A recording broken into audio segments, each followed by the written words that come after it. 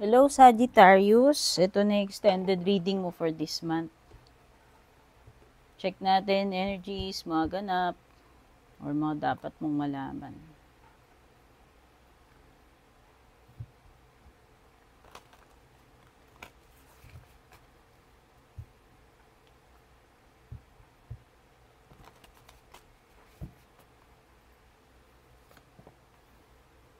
Palay ko nakuha to, Hummingbird Spirit. Dami naka-receive niyang card na yan. Joy.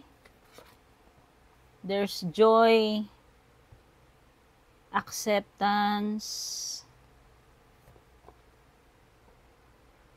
Retreat.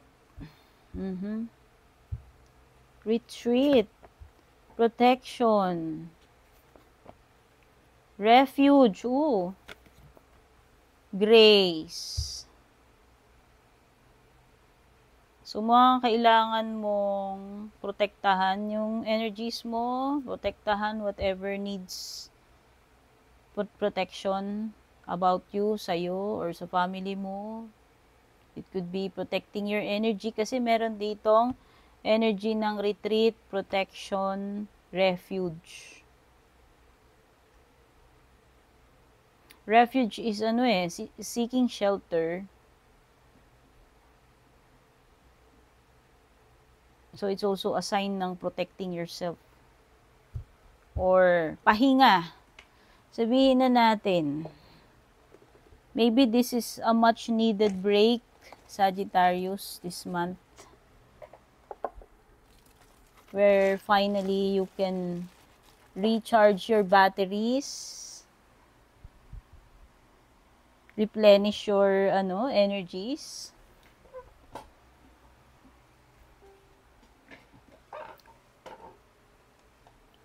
So, yung mga cards mo dito is more on healing or passivity. No, yung refuge na yan talks about replenishing your energy. Hindi ito yung time to take any action, but this is a time to reflect, to relax, to rest. Kumbaga, maging still ka lang and wait for the answers. Ganon din yung retreat. Yung retreat kasi, ito kasing retreat na to is entering a period of silence.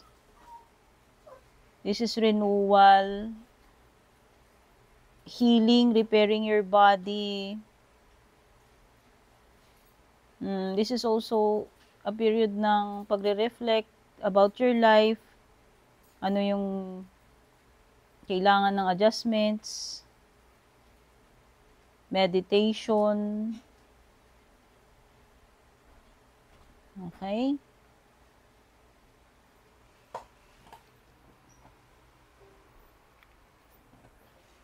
Okay, when it comes naman dito sa iyong grace card, eto kasing grace card na to is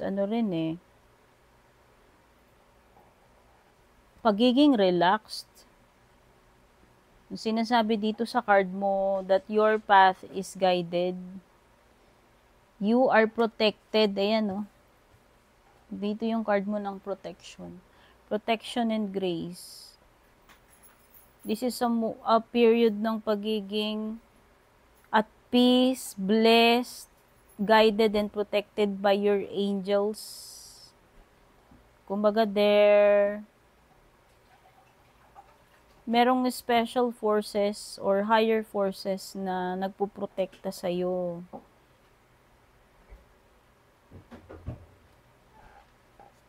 Ito ay period ng peace, harmony, pagiging at ease.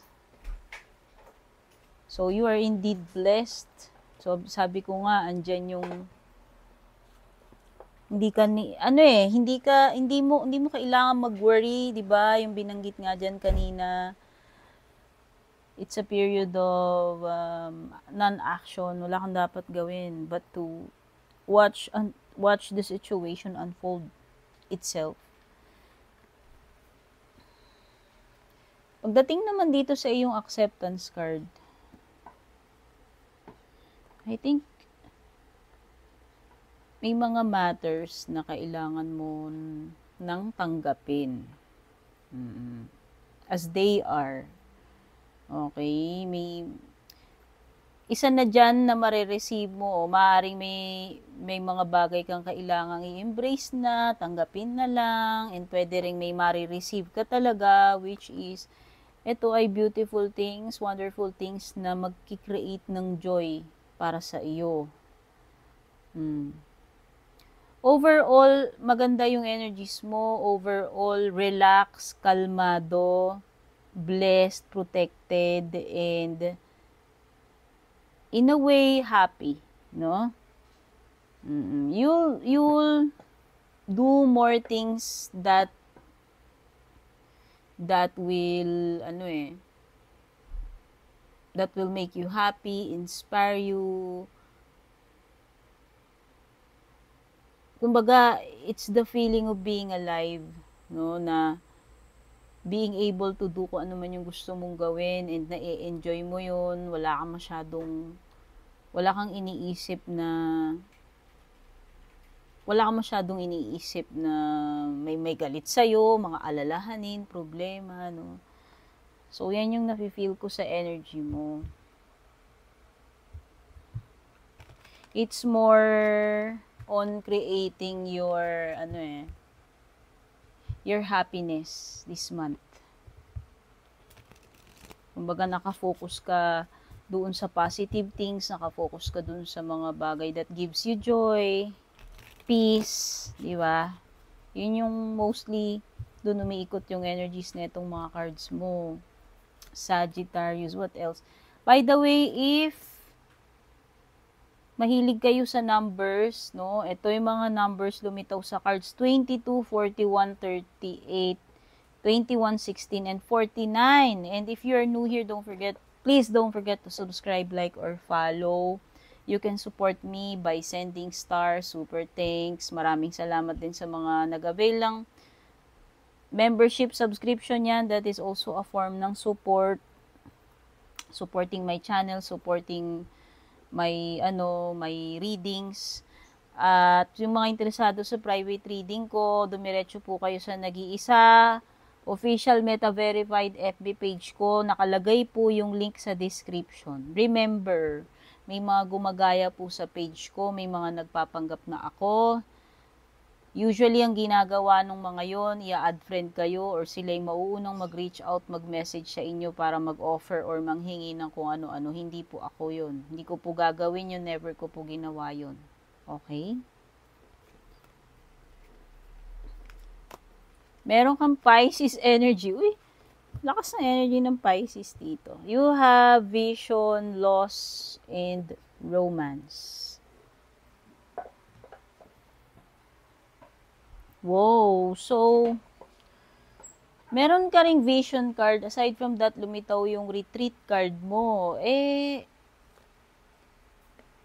This card kasi is also related sa long distance voyage, journeying.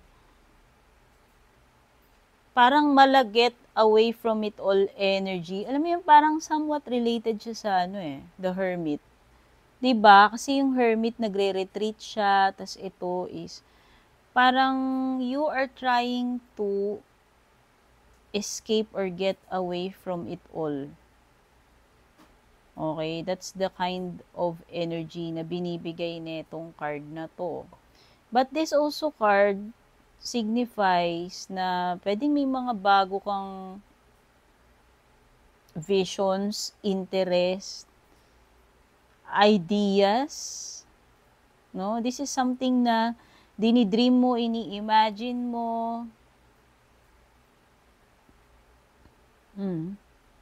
Parang isang isang vision para sa'yo. And also, this is in the 12th house, pwedeng related siya sa iyong spirituality rin.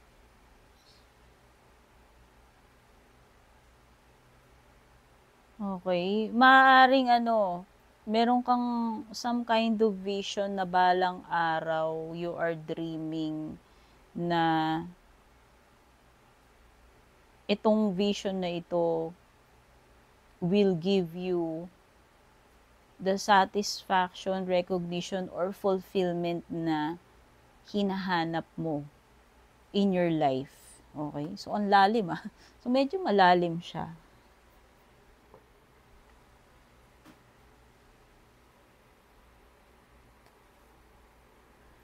Dito naman you might experience loss, no? Dito may magigain ka, may marireceive ka, pero meron ka ring I think this loss is related sa iyong emotions. Feel ko lang, hindi yung loss na may mawawala sa'yo, kundi parang yung more of the feeling ng parang may kulang, no? More on ang napaparamdaman ko is the sense ng emptiness. Or feeling, or feeling lost talaga, literal na parang uncertain ka dito sa iyong situation. Or yung tipong hinahanap mo yung sarili mo, di ba? Ayan na naman yung dialogue na hinahanap yung sarili. And possible na new romance paparating sa iyo. It could involve Taurus, no? Pisces and Taurus yung mga signs pa lang na meron dito This could indicate the start of a new romance para sa iyo. Oo. Kasi ito may kinalaman sa connections, relationship. Check natin tarot cards mo.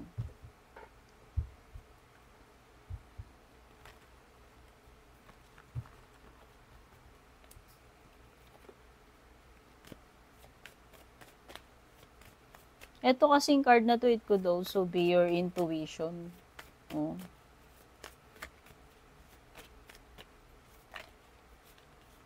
Lakas na energy ng water. Ayan, may King of Cups ka. This reflects your emotions Meron ka ring Wands. Pisces energy, Capricorn energy. Lakas Pisces, dalawang cards. Ito pa. Lumitaw pa yung moon. So, ang lakas ng energy ng Pisces dito or Capricorn, kung merong ganyan, or Taurus. Check ko lang yung ibang cards mo sa love life para makita natin yung overall na mapa. Ayan natin dito. Uy, twin flame. Di ba sabi ko nga, karmic. Pwedeng it could be someone from the past or an ex, or pwedeng na-meet mo na siya in past life. It could be na twin flames kayo neto.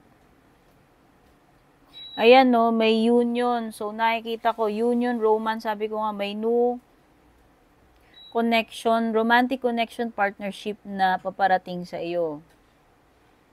Whether this is a person na na-meet mo na or pwedeng na-meet mo na in the past, or na-meet mo in this lifetime or in the past lifetime. Charot.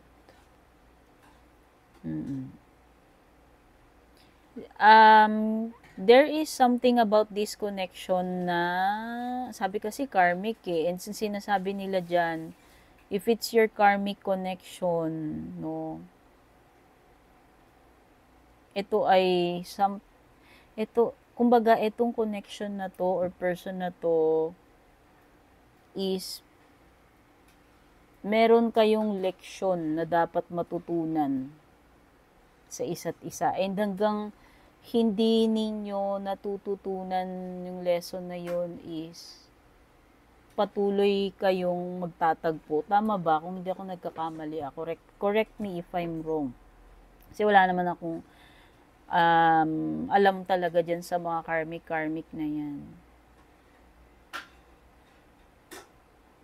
Ang alam ko lang na usually yung mga karmic connections, they're very difficult. Usually difficult yung pagdadaanan ninyo. Or masakit, no? Pwedeng itong person na to, pwedeng ni-let go mo na siya. Or ni-let go ka na niya, pero pwedeng the feelings ay nandoon pa rin. Oo. Kasi itong person na to, siya talaga yung kabiyak mo eh. Ayan no. You are yin-yang. Kayo talaga yung magkabiyak na soul. Ayan no, this is unconditional love. Oo, sabi ko nga there is the possibility ng may mamimit ka or magsisimula ang isang romantic connection, no? O this card also indicates na mai-in love ka talaga dito sa person na to, and this is unconditional loving, which means malalim or seryoso. Tapos lumitaw pa twin flames, karmic relationship. So if ever na meron ka mang person sa buhay mo, whether kakonect mo na yan ngayon or mamimit mo pa lang, sinasabi lang na this relationship or connection is meant to be, na magtagpo kayo. At yung makakatagpo mo na yan, siya talaga yung literal na kabiyak ng soul mo. Okay? Masyadong wala fairy tale. Okay, I can see you releasing toxic people in your life. It could be romantic connection, pwede rin namang hindi. I can also see you releasing basta anything that is toxic to you eh. It could be unhealthy habits, no? Yung unhealthy lifestyle mo. It could be mga temptations, yung mga hindi magandang bisyo, whatever, no? Whatever that has tied you for a long time and unhealthy, yun yung kamumulatan mo na dito eh. You will finally be freeing yourself dito sa pwedeng restricting situation or hindi mabuti or unhealthy na kinasadlakan mo. Kasi the devil card reflects also yung mga obsessions, 'di ba? Unhealthy attachments, unhealthy habits, no? Anything that sabi ko nga na naging toxic sa'yo, whether material yan, situation, connection.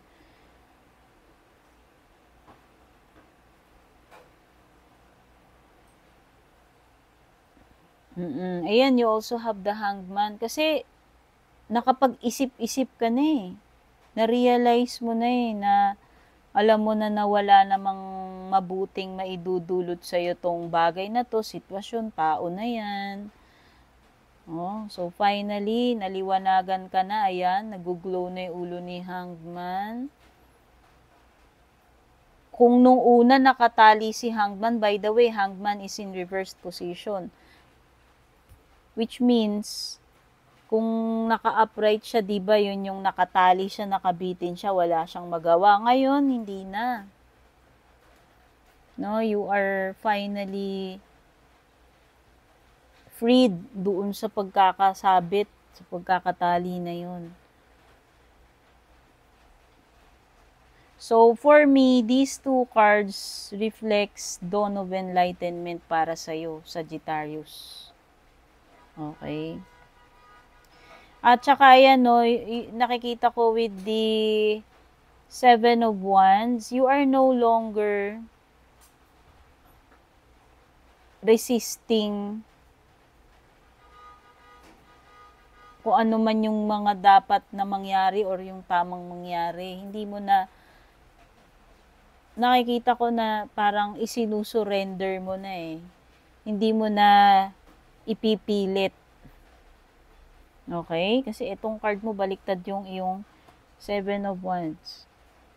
Nakikita ko na rin yung period of disillusionment mo ay nagtapos na kasi baliktad na rin yung 7 of Cups. So, life is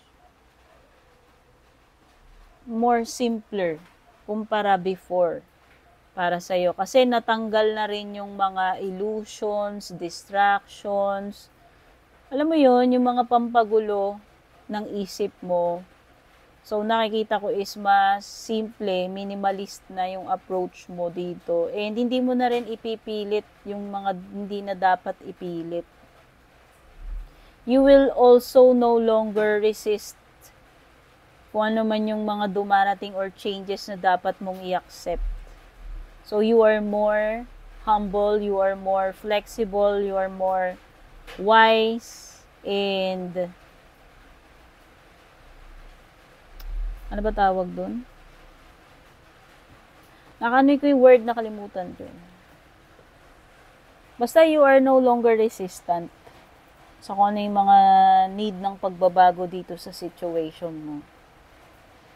Hindi ka na rin siguro masyadong nag-e-expect, no, na hinahayaan mo na lang mag-unfold yung mga bagay-bagay, no? O, ayun, you are releasing control of the situation. Hayaan mo na lang siya mag-unfold naturally.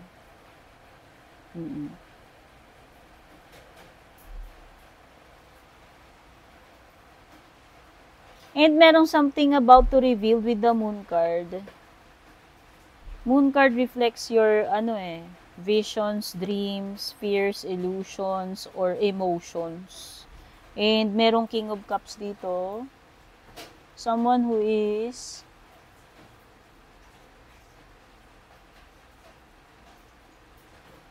I think this person is serious pagdating sa nararamdaman niya sa'yo.